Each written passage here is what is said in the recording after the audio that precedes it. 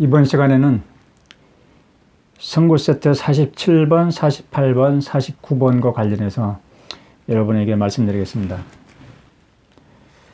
47, 48, 49번은 로마서 1장부터 4장까지에 걸친 내용입니다. 47번부터 한번 펴보죠.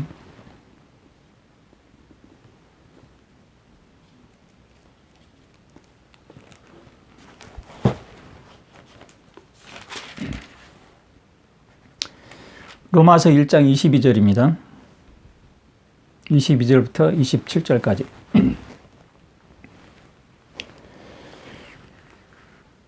저들은 스스로 지혜롭게 되었노라고 공언하나 어리석게 되어 부패하지 않는 하나님의 영광을 부패하는 사람과 새와 네 발 달린 짐승과 기는 것들과 닮게 만든 형상으로 바꾸었으므로.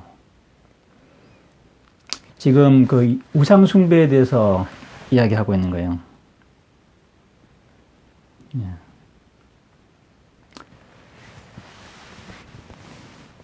하나님도 저들을 자기 마음의 탐욕을 쫓아 부정함에 버려두어 저들이 몸을 서로 욕되게 했나니. 우상 숭배와 또한 성적인 타락에 대해서 이야기하고 있죠.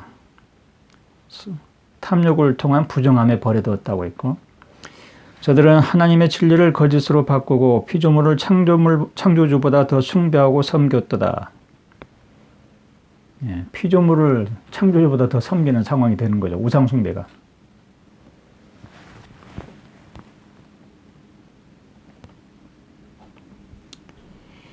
이런 이유로 하나님은 저들을 역겨운 애욕에 버려두었나니 저들이 여자들도 순리대로 쓸 것을 순리에 역행하는 것으로 바꾸었으며 남자들도 순리대로 여자 쓰기를 버리고 서로에 대한 탐욕이 불타올라 남자가 남자와 함께 부적절한 짓을 행함으로써 자기 잘못에 대한 합당한 보응을 자기들 안에 받았느니라. 동성애에 대한 직접적인 이야기예요. 남자와 남자들끼리 부적정을 낳은 짓, 여자들도 순리대로 쓸 것을 순리에 역행하는 것으로 바꾸었고, 우상 숭배와 동성애에 대해서 지적을 하고 있습니다. 사도 바울이 로마서를 쓰면서 1장에 이게 기록이 되어 있거든요. 오늘날 만연해 있는 게 바로 우상 숭배와 동성애예요. 이것 때문에 나라가 멸망합니다. 우상 숭배와 동성애가 만연하는 나라는 멸망해요. 하나님의 징벌을 받습니다.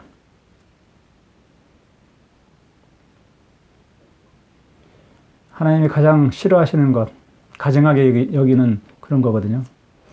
나의 자녀 후손 여러분은 우상 숭배는 물론이고 동성애에 빠지지 않기를 제가 간절히 소망합니다. 그 흐름이 지금 만연하고 있어요.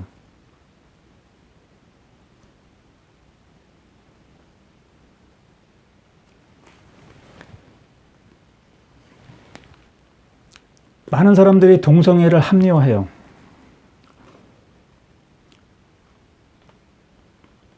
그리고 또 많은 사람들로부터 동정심을 구하기도 하고, 또 많은 사람이 동정심을 보이기도 하고, 어쩔 수 없다, 참 안 됐네, 불쌍하다, 이런 식으로.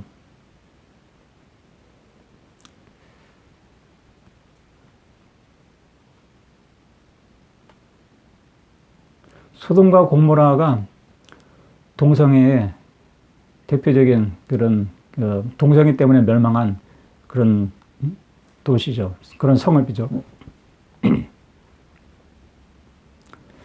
동성애에 빠지는 사람들은 빨리 회개해야 됩니다. 우상 숭배 마찬가지로 우리는 그것을 버려야 돼요. 그것을 버리려고 결심하는 것, 그리고 버리는 것, 모든 우상을 버리고 하나님 보시기에 경건하지 않은 모든 것에 대해서 자기 자신을 부인하고 모든 탐욕을 버려버리는 것. 그게 복음의 목적이에요. 그게 우리가 해야 될, 우리가 하나님 앞에 나아갈 때 우리가 제자된 도리, 참된 성도로서 마땅히 해야 될 도리이고, 그래서 마땅히 해야 될 뿐만 아니라 우리가 그런 결심을 할 때 우리는 해영광의 몸으로 부활할 수 있는 그런 영광을 얻게 되는 거예요. 그리고 영원한 기쁨을 얻게 됩니다. 여러분이 동성애에 빠지는 경우가 내 자녀 후손들 가운데 정말 없기를 바랍니다. 동성애는 결국은 영원히 비참함을 맛보게 돼요. 영원한 비참함.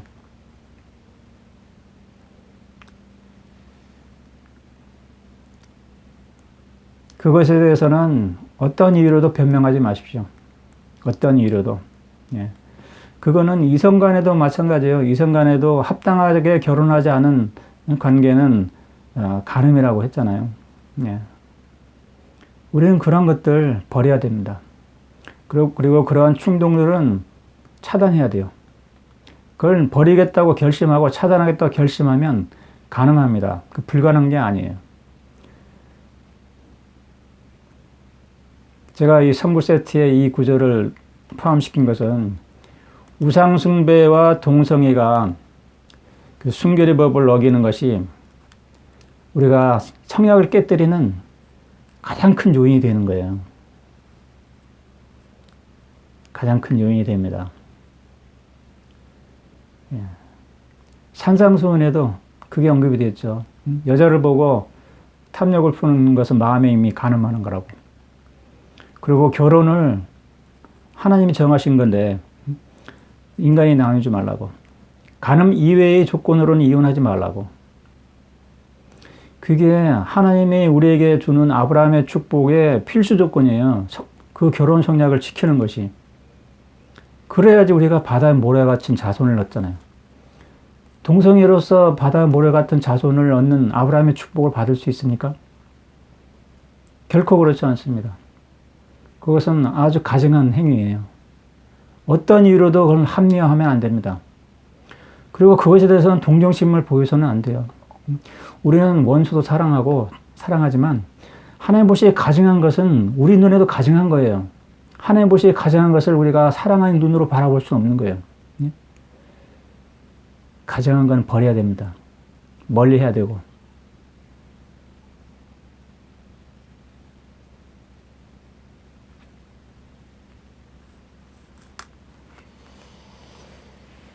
우상숭배. 오늘날 우상숭배, 우리 마음에 탐욕, 교만, 세상의 헛된 것들에 대한 마음 끌리는 것, 모든 것, 다 우상숭배예요. 그걸 버리지 않으면 여러분은 구원받을 수 없습니다. 결단코. 여러분은 거듭날 수도 없고, 여러분은 해영광의 몸으로 부활할 수도 없습니다. 결코. 하나님이 여러분을 사랑하더라도, 하나님이 여러분을 사랑한다고 해서 여러분이 해의 영광의 몸으로 부활하도록 그렇게 놔둘 수는 없어요. 우리가 해의 영광의 몸으로 부활하는 조건은 우리의 선택과 결심이 아주 중요한 부분이에요. 하나님은 우리의 선택과 결심을 막지 못해요. 하나님도. 그래, 여기도 보면 내버려 뒀다고 그랬잖아요. 우상숭배하는 거. 자기 몸을 더럽히는 것도 내버려 뒀다고. 하나님이 강제로 우상숭배하지 못하게 막지 못하고, 동성애하는 것도 하나님이 강제로 막지 않습니다. 막을 수 없습니다. 그들의 선택이기 때문에. 여러분이 진정으로 하나님을 선택하고 하나님을 사랑하시기 바랍니다. 그리고 하나님을 사랑한다는 것은 하나님이 주신 계명을 반드시 지킨다는 거예요. 우리가 하나님의 계명, 예수 그리스도의 계명을 반드시 지킬 때 우리는 하나님의 면전에 설 수 있는 거예요. 우리가 하나님 아버지처럼 완전한 몸으로 부활할 수 있는 거예요. 우리는 그럴 때 우리는 진정으로 거듭난 성도가 되고 우리는 완전한 영혼으로서 빛나는 그런 몸을 받게 되는 겁니다. 우상을 버리고, 모든 우상을 버리고, 모든 음란을 버리고, 모든 탐욕을 버리고, 세상의 헛된 것들에 대한 욕심을 다 버리고, 그럴 때 우리는 하나님의 은혜와 능력으로 완전하게 되는 거예요. 육에 속한 사람을 벗어버리고 새로운 피조물이 되는 겁니다. 그때 우리가 거듭나는 거예요. 그거는 지금 현세에 있을 동안에 가능합니다. 여러분이 지금 결심한다면 여러분 지금 즉시 가능해요. 여러분이 동성애에 빠져 있다 해도 내 자녀 후손 여러분, 여러분이 진정으로 결심한다면 지금 즉시 동성애 차단할 수 있습니다. 마약 중독이라 하도 여러분이 지금 즉시 차단할 수 있습니다. 내 생명을 걸고 내 이걸 차단하겠습니다. 오른 눈이 실족하게 하면 오른 눈을 빼버리라. 내 오른팔이 실족하게 하면 오른팔을 잘라서 던져버리라. 산상수훈이 그렇게 말씀하셨잖아요. 그런 각오로 여러분이 결심을 해야 됩니다. 그러면 못할 게 없어요. 그럴 때 하나님께서는 여러분에게 힘을 주시고 여러분을 성결하게 하시고 여러분의 진정으로 거듭난 성도가 되게 할 겁니다. 저는 여러분이 그렇게 하기를 원해요. 저는 여러분을 미워해서 이 말을 하는 게 아닙니다. 나는 여러분들이 진정한 성도가 되고 진정으로 거룩하고 완전한 길에 들어서기를 바라기 때문에 이 말을 하는 거예요. 제가 여러분의 동성애를 동정을 보이고 어쩔 수 없네요, 불쌍하네요, 그렇게 말한다면 여러분을 멸망으로 가라고 내버려 두는 거예요. 저는 그렇게 하고 싶지 않습니다. 그렇게 할 수 없습니다. 내 자녀 후손 여러분 결코 그렇게 하지 마시기 바랍니다. 동성애에 가까운 친구 있다면 친구를 끊어버리십시오. 나는 그렇게 말하고 싶어요. 동성애 친구들은 친구 사이 관계를 끊어버리십시오. 그들에게 권유하고 차단하라, 돌아오라 여러분이 권유하십시오. 그들이 권유를 받아들이지 않고 오히려 여러분에게 분노하거나 미워하거나 자기를 이해해달라고 동정심을 보여달라고 한다면 더 이상 그러한 친구는 여러분의 친구로 두지 마시기를 나는 권고드립니다. 우리도 물론 그들을 사랑하지만 그들과 함께 어울리지 마세요. 같이 물들어요. 마약 마찬가지예요. 마약하는 친구들, 동성애하는 친구들하고 친구가 어울리면 결국은 마약을 하게 돼요. 동성애에 빠져들게 돼요. 차단해야 됩니다. 그래서 예수 그리스도께서 그렇게 말씀하신 거예요. 너가 의지하는 걸어가는 그런 사람이 그렇게 한다면 내 발을 잘라 던져버리라. 그런 말도 했어요.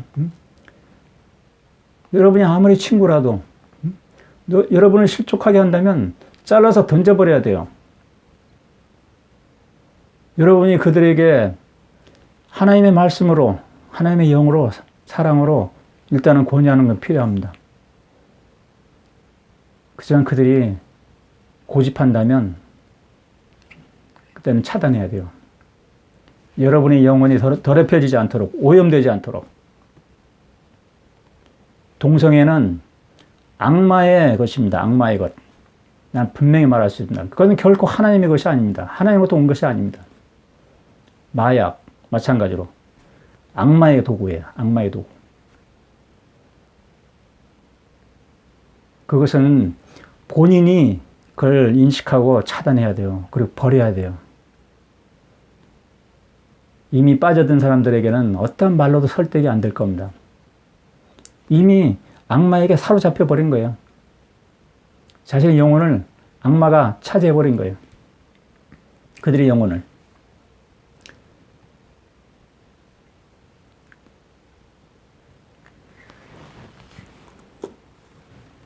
로마서 1장에 이 내용이 들어있어요. 사복음서 끝나고 사도행전 끝나고 로마서 시작하면서 1장에 이 내용이 들어있다는 거예요. 이것은 우리에게 주는 경고의 메시지가 되는 거예요. 경고의 메시지. 동성애하고 우상숭배를 조심하십시오. 멀리 하십시오. 여러분의 영혼이, 여러분의 빛이 동성애, 여러분의 성전입니다. 그 성전이 동성애나 우상 때문에 더럽히지 않도록 정말 조심하시기 바랍니다. 내 자녀와 후손 여러분.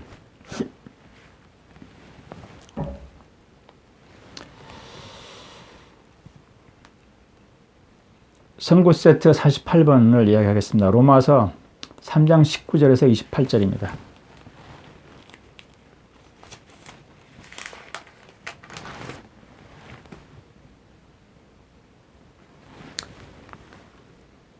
3장 19절. 이제 우리가 알거니와 율법이 말하는 것은 무엇이든지 율법 아래에 있는 자들에게 말하여 모든 입을 막고 온 세상이 하나님 앞에 죄가 있게 하나니. 율법과 그리스도의 계명의 차이점을 여러분이 명확히 이해해야 됩니다. 예.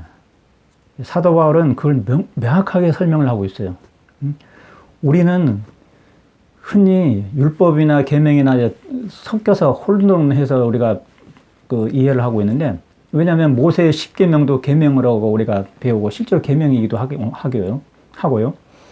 그러니까 계명이라는 개념이 다 포괄적으로 포함시켜버려요. 뭐 11조, 안식일, 뭐 지혜 말씀 이것도 다 계명이고, 모세의 10계명도 계명이고, 예수 그리스도께서 말씀하신 서로 사랑하라, 하나님을 사랑하고 이웃을 사랑하라, 이것도 그냥 그 계명의 범주 안에 들어가는, 통틀어서 그 중에 예수 그리스도의 말씀도 이웃을 사랑하고 하나님을 사랑하는 게 거기에 한 항목으로 그냥 차지하는 것처럼 그렇게 이해하고 있는데, 그것은 큰 오해입니다.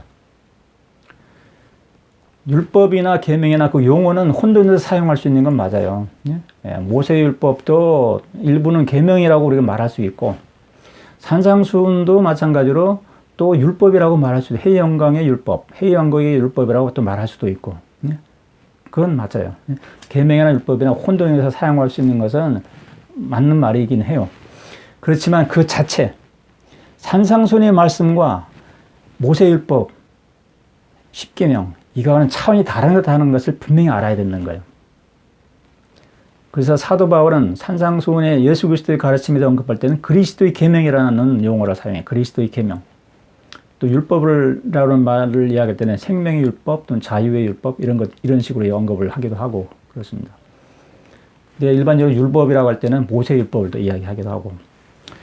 3장 19절에 다시 보면, 우리가 알거니와 율법이 말하는 것은 무엇이든지 율법 아래 있는 자들에게 말하여 모든 입을 막고 온 세상이 하나님 앞에 죄가 있게 하나니. 율법이 존재하는 목적은 죄를 깨닫게 하기 위한 거야. 죄를 깨닫게 하기 위해서. 모세의 10계명이 언제 주어졌습니까? 바로 우상숭배, 송아지 만들어 놓고 춤추고 탐욕과 음란과 우상숭배로 난리가 났을 때, 그때 모세의 10계명을 받아온 거예요.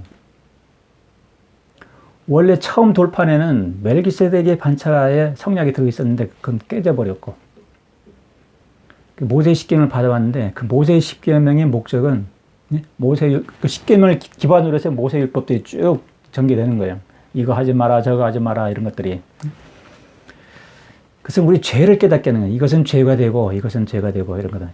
죄를 깨닫게 해주는 목적이에요. 율법의 목적은. 살인하지 말라는 계명이 없으면 사람이 살인해도 죄라는 걸 모르는 그런 상태가 되어버렸으니까.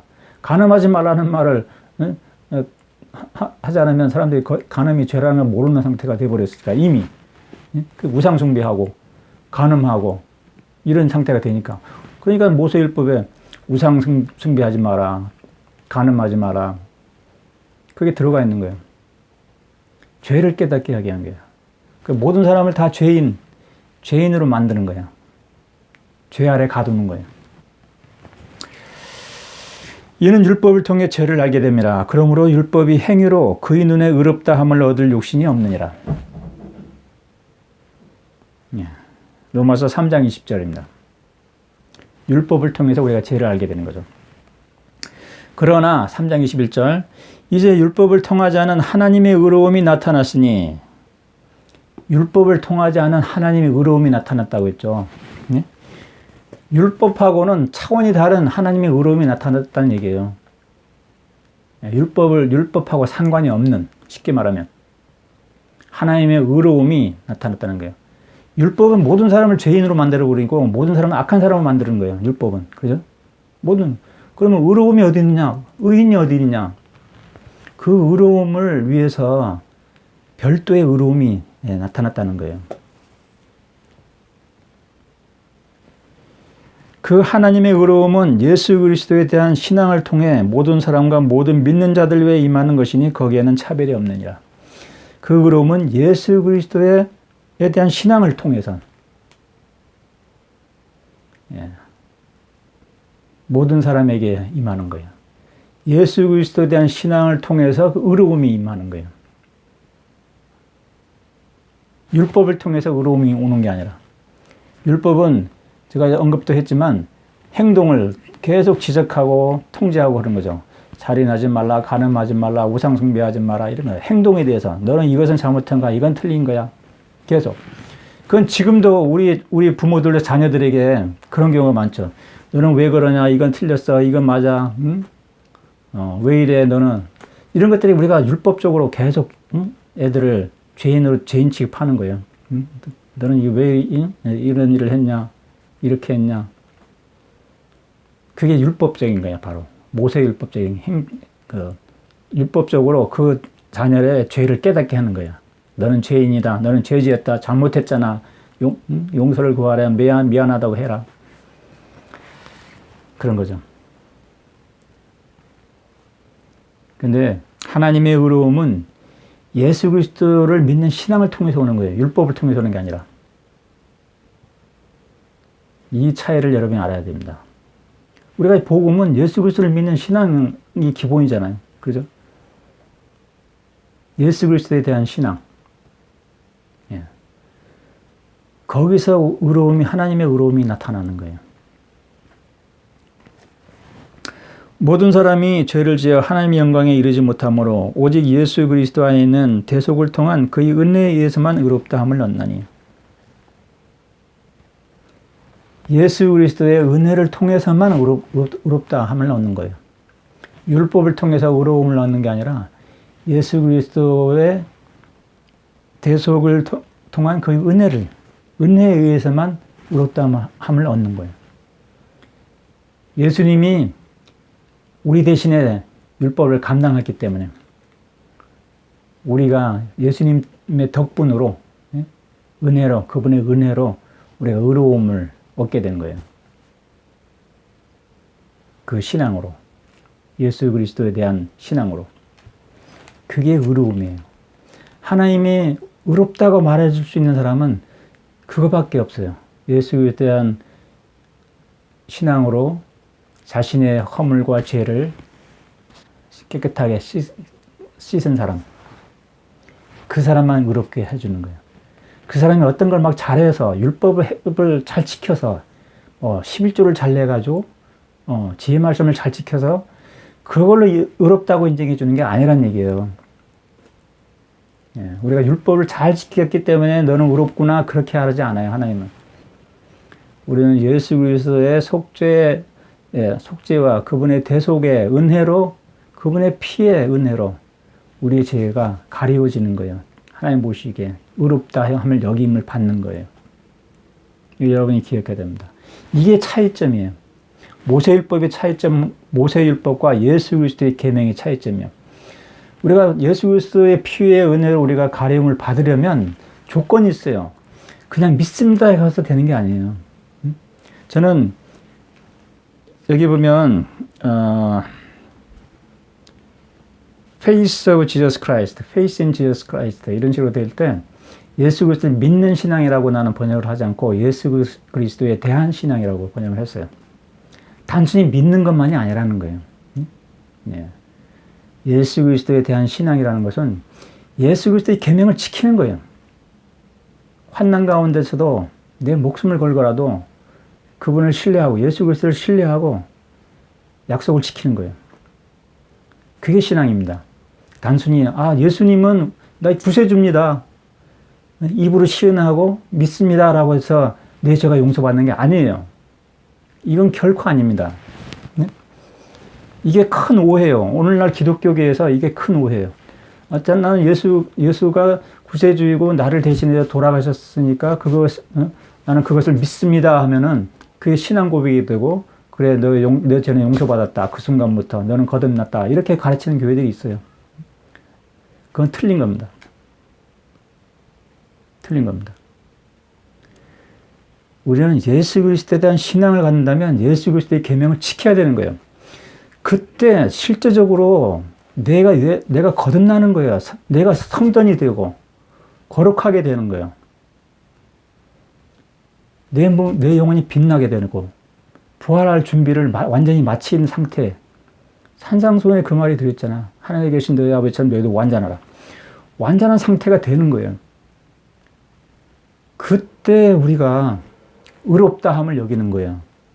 실제적으로 하나님의 능력, 예수 그리스도의 피의 속죄의 은혜로 우리가 정결하게 되기 때문에 실제적으로 우리는 성전이 되는 거예요. 그렇기 때문에 의롭다함을 받는 거예요. 단순히 믿습니다. 예수가 구sek주이심을 믿습니다. 나의 죄를 대신해 돌아가셨음을 믿습니다. 말로만 시인하고 행동은 내 욕심은 안 버리고 우상도 안 버리고 탐욕은 그냥 갖고 있고 그냥 말로만 믿습니다. 그럼 내 죄가 용서받나요? 아닙니다. 결코 아닙니다. 육에 속한 사람을 벗어버리지 않으면 결코 의롭다함을 못 받아요. 여기서도 마찬가지로 의롭다함을 받는 방법은 육에 속한 사람을 벗어버려야 돼요. 그 벗어버리는 게 내 의지로 안 된다는 거예요. 어떠한 노력으로 벗을 수 없어요. 나의 어떠한 봉사로도 벗을 수 없고 육에 속한 사람을 벗어버리고 새로운 피조물이 되는 방법이 예수 그리스도의 속죄의 은혜로 하나님의 능력으로만 가능하다는 거예요. 그것이 가능하고 그게 우리의 신앙을 통해서 이루어진다는 거고 우리는 그때 우리가 해야 될 일은 예수 그리스도의 계명을 지켜야지 그게 적용이 된다는 거예요. 그냥 입으로만 믿습니다. 그래서 그렇게 되는 게 아니에요. 여러분, 나의 자녀 후손 여러분, 이거 오해하지 마시기 바랍니다. 아주 중요한 이야기예요, 이게. 우리는 하나님 앞에 의롭다함을 받을 수 있는 조건은 거듭나고 완전하게 되었을 때만 가능하다는 얘기예요. 그 거듭남과 완전함은 예수 그리스도의 계명을 우리가 지키고 그랬을 때 예수 그리스도의 속죄의 그 은혜가 우리한테 적용이 되는 거예요. 실제로 적용이 되는 거예요. 그때 그렇게 해서 의롭다함을 받는 거예요. 하나님이 뭐 눈이 멀었습니까? 육에 속한 사람을 그대로 둔 상태로 너는 의롭다라고 말해주겠습니까? 결코 그렇지 않습니다. 육에 속한 사람은 아담의 타락 이후로 모두 악한 사람이에요. 그 사람이 겉으로는 아주 훌륭한 일을 하고 봉사 많이 하고 열심히 생활을 할지라도 하나님 보시기에는 다 악한 사람이에요. 육에 속한 속성을 가지면 그 사람은 부활할 때 해영과의 몸으로 부활할 수 없어요. 그겁니다. 우리가 하나님 보시기에 의롭다함을 받으려면 실제로 의롭게 돼야 돼요. 근데 그 실제로 의롭게 되는 방법이 율법의 행동적인 율법을 열심히 해서 의롭게 될 수는 없다는 얘기예요. 우리가 진정으로 예수 그리스도의 계명, 예수 그리스도의 말씀하신 그 길을 따라가야 돼요. 예수 그리스도의 계명을 지켜야 돼요.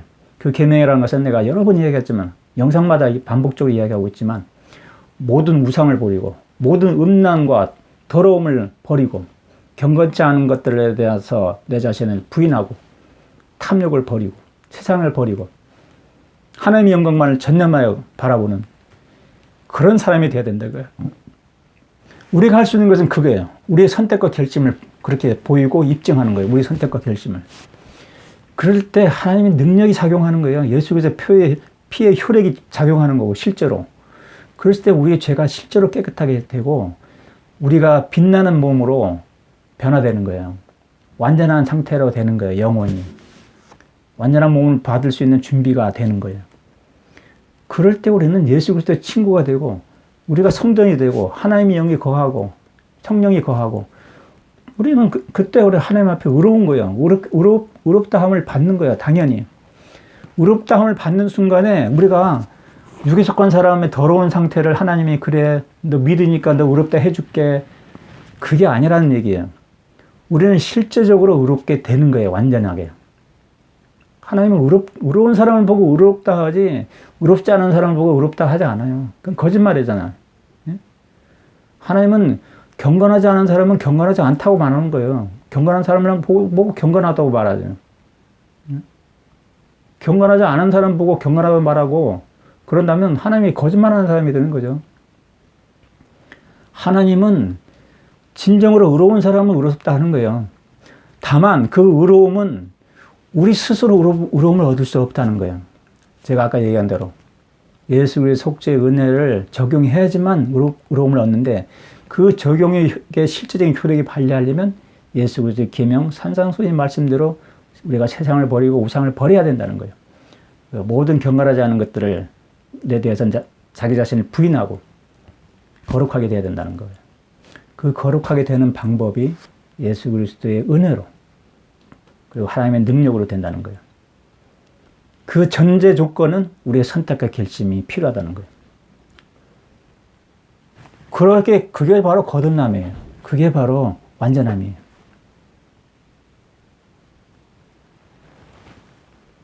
그냥 믿습니다 하고 나는 의롭게 됐네 하면서 세상 방식대로 살아가고 세상의 탐욕 그대로 갖고 있고 그런 사람들이 너무 많아요. 목사들도. 예? 그런 사람들은 악한 사람들이에요. 위선자들이고. 하나님도 그 사람들 볼 때는 가증한 사람이라고 말할 겁니다. 산상수훈에도 이야기했잖아요. 사람에게 나팔 불지 마라. 구제를 베풀 때, 기도할 때, 세상의 영광, 세상의 칭찬을 위해서 일하는 사람들, 세상의 탐욕, 그걸 위해서 기도하고, 그것은 악한 겁니다. 그 사람들은 거듭나지 못한 사람들이에요. 육에 속한 사람들이에요. 그들은 부활할 때 어두운 몸으로 부활할 수밖에 없어요. 그 사람들을 빛나는 몸으로 하나님이 부활하게 할 수가 없습니다. 하나님은 공의 하나님이기 때문에. 그들이 아무리 주여 주여 외쳐도 그거는 헛수고예요. 그들의 신앙은 헛된 거예요. 그것도 마찬가지로 산상수훈에 기록되어 있죠. 7장에. 나더러 주여 주여 하는 자가 다 천국에 들어가는 게 아니라고. 하늘에 계신 내 아버지의 뜻대로 행하는 자라 된다고. 그겁니다. 실제로 의롭게 되는 거예요. 예수 그리스도에 대한 신앙으로. 단순히 말로만 시인해서 의롭게 되는 게 아니라는 걸 여러분 다시 한번 기억하기 바랍니다. 오직 그 방법을 통해서만 예수 그리스도에 대한 신앙을 통해서만 우리는 의롭게 될 수 있어요. 율법의 행위로는 결코 의롭게 될 수 없어요. 우리가 어떤 봉사를 하고 어떤 희생을 하더라도 그걸로는 하나님 보시기에 의롭게 될 수가 없어요. 이걸 여러분 알아야 된다. 이게 율법과 그리스도의 계명의 차이점이에요. 그리스도의 계명을 따라갈 때 우리는 진짜로 의롭게 되는 거예요. 우리 자신이 진짜 성정이 되는 거예요. 세상을 버리고 우상을 버리고. 근데 모세율법적인 그런 걸 행하고 그걸 열심히 행하고 봉사하고 그것으로는 결코 의롭게 될 수가 없어요. 결단코 아무리 노력해도. 우리가 노력으로 의롭게 된다고 생각하는 것은 큰 착각이에요. 노력으로 거듭나게 되고 노력으로 언젠가는 완전하게 될 수 있다. 이것은 틀린 거예요. 틀린 가르침입니다. 분명히. 그것은 예수 그리스도의 복음이 아니에요. 그렇게 가르치는 것은. 그렇게 가르치는 사람들은 이 예수 그리스도의 복음을 모르는 거예요. 어떤 지도자든 어떤 목사든 상관없이. 그들은 복음을 모르는 거예요. 하나님을 모르는 거예요. 자, 그래서 계속 읽어봅시다. 28절까지니까요. 하나님이 그를 세우고 그의 피에 대한 신앙을 통해 대적 건물이 되게 하여 지나간 죄에 대한 제사함을 위한 그의 의로움을 선포한 것은 하나님이 관대함을 통한 것이라. 그래서 쭉 나가보면 그러므로 자랑할 것이 무엇이냐. 3장 27절. 있을 수 어디 있느냐. 자랑할 것이 어디 있느냐. 있을 수 없느니라. 무슨 율법에 의해서냐. 행위 율법에 의해서냐. 아니면 신앙의 율법에 의해서냐. 아니라 신앙의 율법에 의해서니라. 우리가 자랑할 게 없어요. 그러니까.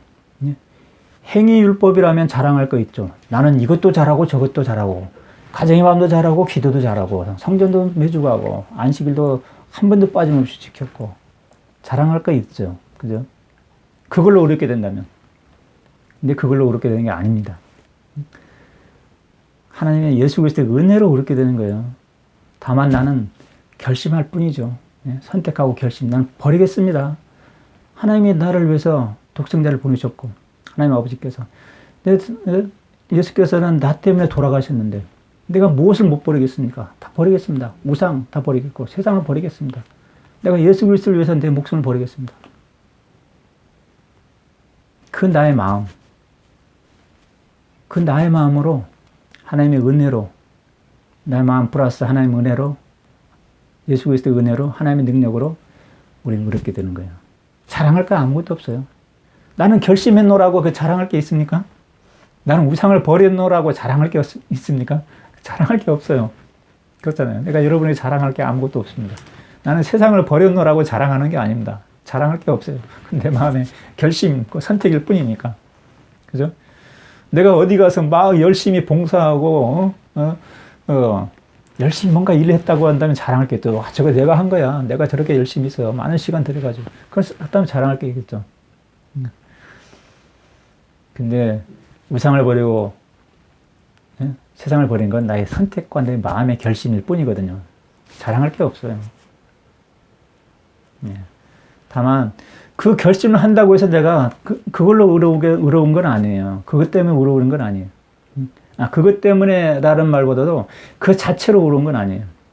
근데 내가 그 결심을 가지고 하나님 앞에 나아갔을 때 하나님은 그 결심을 받아들여 주시고 예수 그리스도의 피의 은혜, 속죄의 은혜, 하나님의 능력을 나한테 부어주신다는 거예요. 그게 은혜예요, 은혜. 그렇게 해서 내 죄가 씻어지는 거예요. 내가 뭐 그 결심을 한다고 내 죄가 자동으로 씻어지는 게 아니라 예수 그리스도의 피의 속죄로 때문에 내 죄가 씻어지는 거예요. 정결하게 되고 성전처럼 거룩하게 되는 거예요. 거기다 하나님의 능력으로 새로운 피조물이 되고 빛으로 충만하게 되는 거예요. 그게 다 은혜예요, 은혜. 내가 자랑할 게 아무것도 없어요. 그렇잖아요. 행동하는 사람들은 그 행동이 자랑거리가 될 수 있어요. 나는 뭐 잘해. 꼭 율법이 아니라 피아노 잘 치면 나는 피아노 잘 쳐. 영어 잘하는 사람들은 영어 잘해. 그렇죠. 운동 잘하는 사람들은 운동 잘하고 나는 축구 잘해. 그 사람들은 자랑할 게 있죠, 스스로가. 그렇죠? 근데 나는 그런 자랑거리가 아무것도 없어. 운동도 못하고 영어도 못하고 피아노도 못 치고. 그래서 내 마음의 결심은 세상을 버리겠습니다. 우상을 버리겠습니다. 하나님의 영광만을 전념하여 구하겠습니다. 그 결심이. 그건 자랑거리가 아니에요. 하나님 앞에 보이는 그 결심과 마음은, 선택과 결심은 하나님만 아는 거예요. 나와 하나님과의 관계일 뿐이에요. 그걸 내가 누구한테 말할 것도 없고 자랑할 것도 없고 보여줄 것도 없는 거죠. 뭘 보여줘요? 보여줄 것도 아무것도 없잖아요.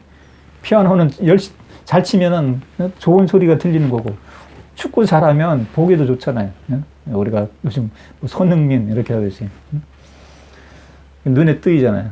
김연아 피겨스케이트 아름답고 잘하는 거죠. 칭찬하고 눈에 보이니까. 근데 내 마음의 결심은 눈에 보이지 않잖아요. 누가 나한테 칭찬해 줄 것도 없고 내가 자랑할 것도 없는 거예요. 다만 하나님만 알아주는 거예요. 하나님만. 자랑할 게 아무것도 없는 거예요.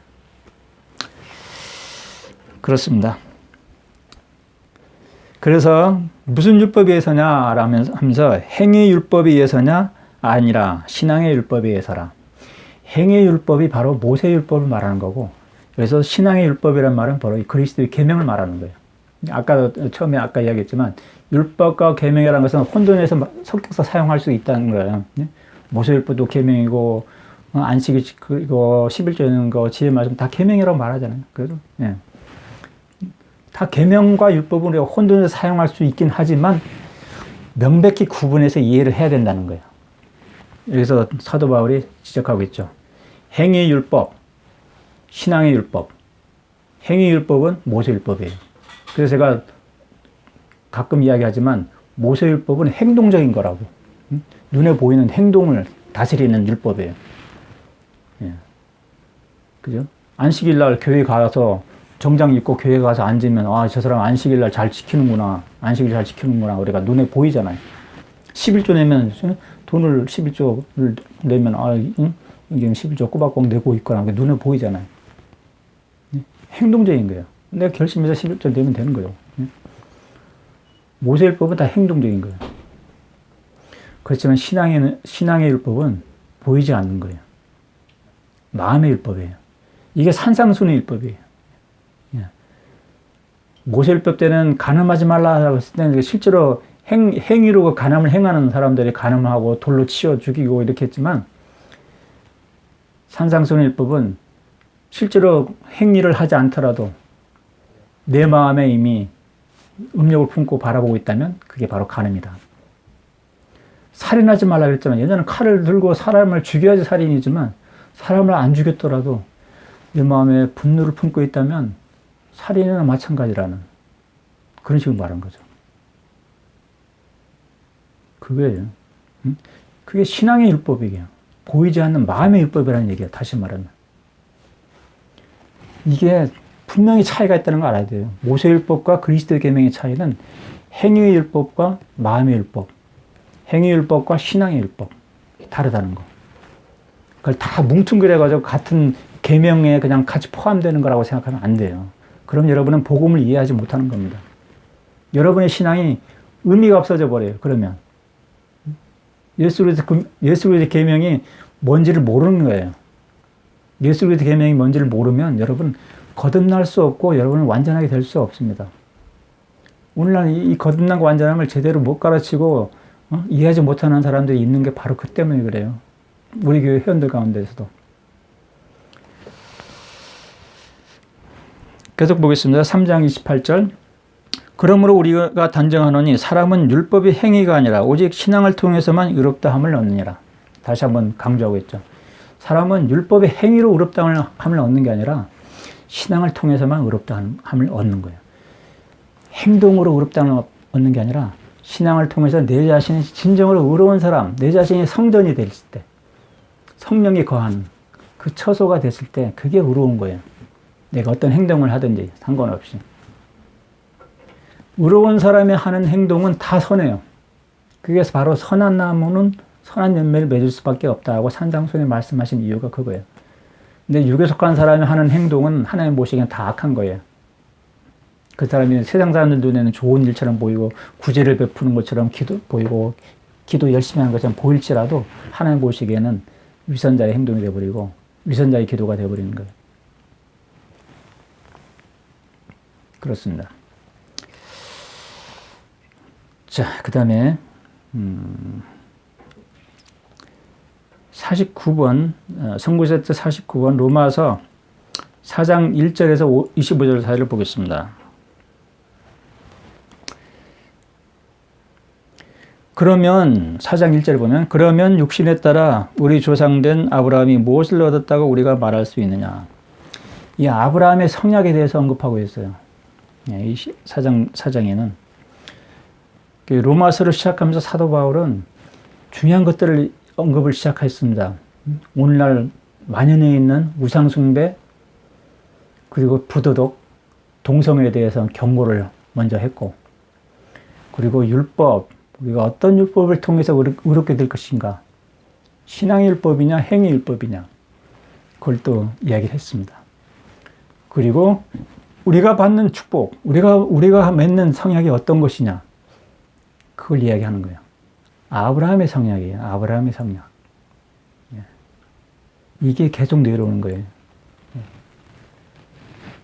아브라함의 성약은 거슬러 올라가서 에녹까지 아담까지 올라가는 거예요. 그 성약이. 그로부터 내려오는 거예요. 계속.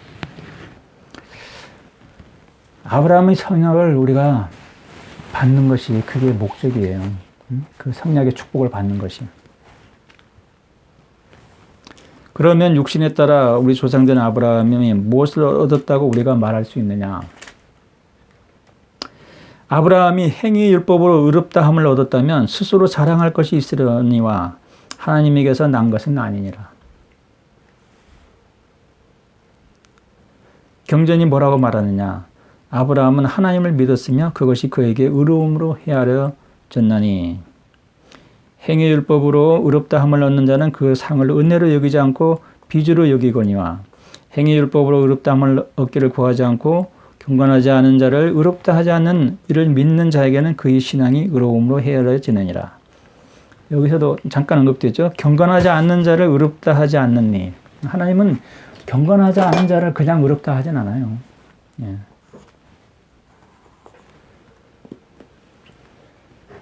우리가 하나님으로부터 의롭다함을 얻으려면 경건하지 않는 거에 대해서 자기 자신을 부인해라고 했잖아요.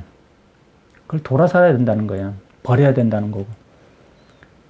그랬을 때 예수 그리스도 속죄의 은혜로 우리가 정결하게 돼서 그때 의롭다함을 얻는 거예요. 실제적인 의로움을 얻는 거예요. 경건하지 않은 상태인데도 믿습니다 하니까 그냥 그래 너 속은 더러워도 너 의롭다 해줄게 그런 게 아니에요.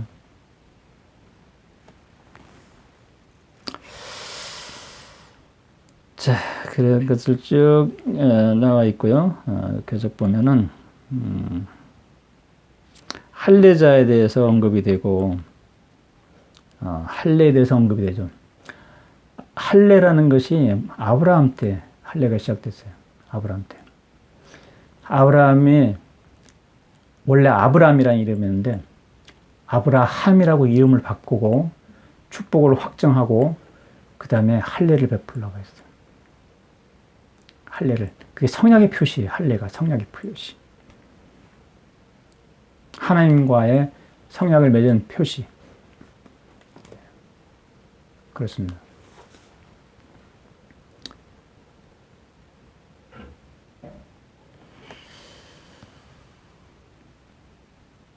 그런 할례에 대한 이야기가 성약하고 관련돼서 할례에 대한 이야기가 쭉 전개됩니다.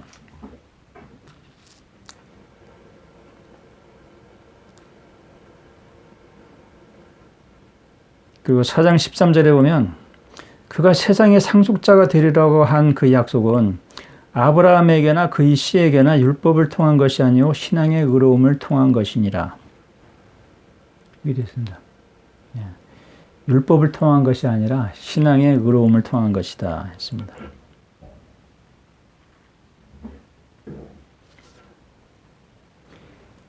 율법은 모세 때에 율법이 주어진 거잖아요. 구체적인 율법은. 그렇죠? 아브라함은 모세보다 400년 이상 앞에 있던 사람이에요. 그런 내용을 이야기하는 거예요.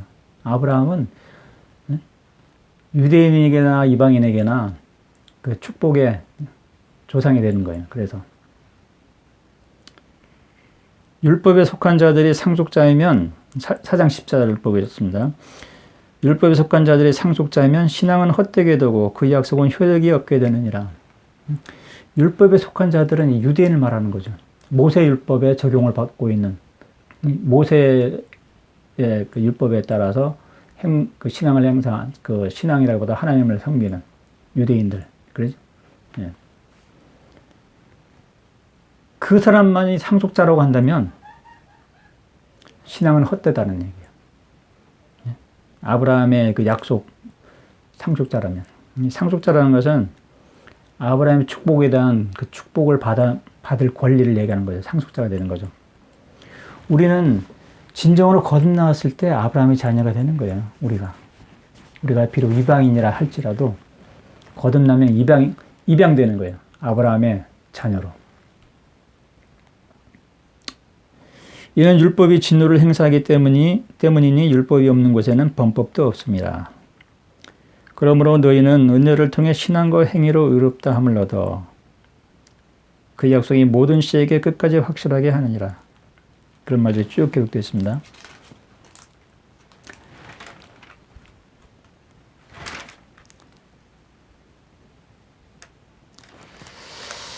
아브라함의 신앙에 대해서 아브라함의 성약에 대해서 쭉 내려오다가 아브라함의 의롭다함을 얻은 것에 대해서 설명을 하고 있는 부분이 나와요. 우리가 흔히들 아브라함이 믿음으로 의롭게 됐다라는 말을 우리가 이미 알고 있고 듣고 그렇게 해요. 그러니까 아브라함도 믿음으로 의롭게 되었으니까 우리가 믿기만 하면 의로운 거다. 그렇게 주장하는 사람도 있거든요. 근데 그렇지 않다는 걸 설명하고 있는 거예요, 여기. 4장 18절에 보면 그는 아브라함입니다.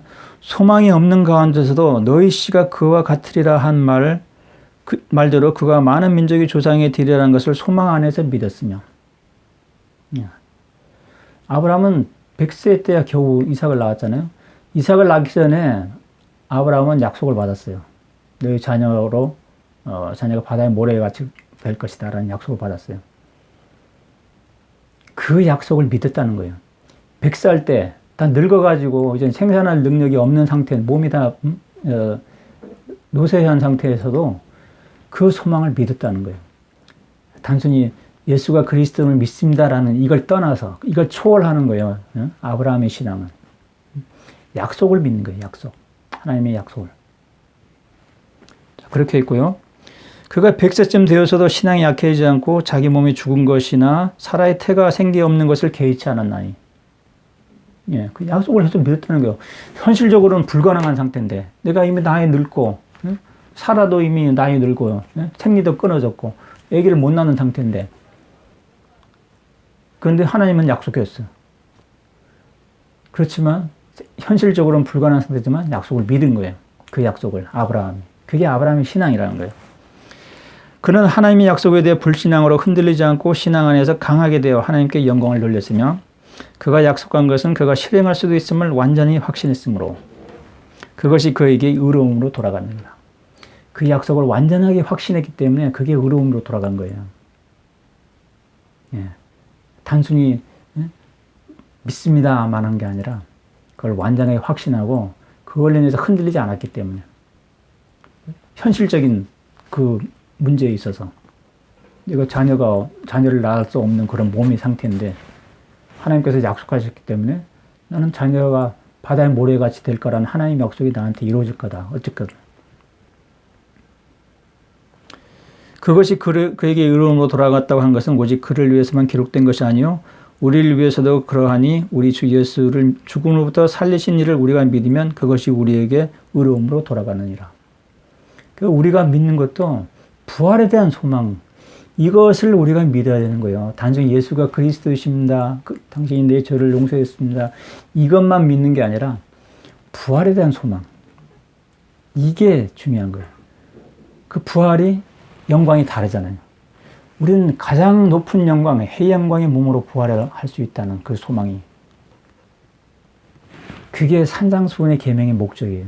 복음의 목적입니다. 그게 바로. 그 소망이 없다면 복음이 필요 없죠. 그냥 아무나 다 부활하잖아요. 사실은. 그죠? 예. 교회 안 다니는 사람들 다 부활해요. 믿지 않는 사람들 다 부활하고. 단순히 부활만이라고 한다면 복음이 없어도 다 부활하는 거지. 당연히 부활이란 자체가 예수의 속죄가 있기 때문에 부활하는 거예요. 사실. 예. 다 복음의 테두리 안에 있는 거예요. 부활 자체가 없을 거예요. 만약 복음이 없다면. 근데 복음의 목적은 믿든지 안 믿든지 그 선택은 우리가 하지만 우리가 예수 그리스도를 참되게 믿으면 가장 높은 영광의 몸으로 부활할 수 있다. 하나님 아버지처럼 완전한 몸으로. 그리고 우리가 필매의 몸인 동안 우리가 새로운 피조물이 되고 거듭날 수 있다. 이게 복음의 목적이에요. 바로 그 목적으로 예수께서 피를 흘리시고 생명을 버리신 겁니다. 하나님 아버지께서 독생자를 희생하신 거고. 아브라함이 이삭을 바친 것처럼 희생한 것처럼 이삭은 독생자의 예표이기도 했죠. 예수는 우리의 실족함으로 인해 넘겨졌으며 우리를 의롭다 하기 위해 다시 살아났느니라. 결국은 부활이에요. 부활. 우리가 부활에 대한 소망으로 우리가 신앙을 행사했을 때 아직 부활하지 않은 상태의 필매의 몸이지만 우리 영혼이 죄로부터 깨끗하게 되고 빛나는 상태가 되고 완전하게 준비된 상태가 되는 거예요. 우리 영혼이 완전하게 준비됐을 때 그 부활의 완전한 몸을, 영광스러운 몸을 받을 수 있다는 거예요. 그 소망이 연결되는 거예요. 현실화되는 거예요. 근데 우리가 준비되지 않으면, 거듭나지 않으면 우리는 해 영광의 몸으로 부활할 수가 없어요.